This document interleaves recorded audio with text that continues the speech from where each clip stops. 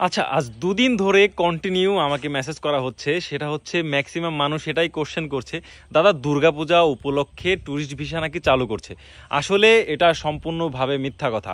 আমি নিজেও দেখলাম কিছু কিছু লোক পোস্ট করেছে এবং একটা ভিডিও দেখলাম যে তারা বলছে যে দুর্গাপূজা উপলক্ষে সীমিত আকারে ট্যুরিস্ট ভিসা চালু করা হচ্ছে। এটা সম্পূর্ণভাবে মিথ্যা কথা। কারণ যদি এমন কিছু হতো তাহলে অবশ্যই সেটা হাই কমিশন থেকে বা ইন্ডিয়ান গভর্নমেন্ট থেকে কোনো ধরনের আপডেট আসতো। তো এই ধরনের কোনো আপডেট নেই। আর দুর্গাপূজা উপলক্ষে ট্যুরিস্ট ভিসা চালু না হওয়ার সম্ভাবনা 99%।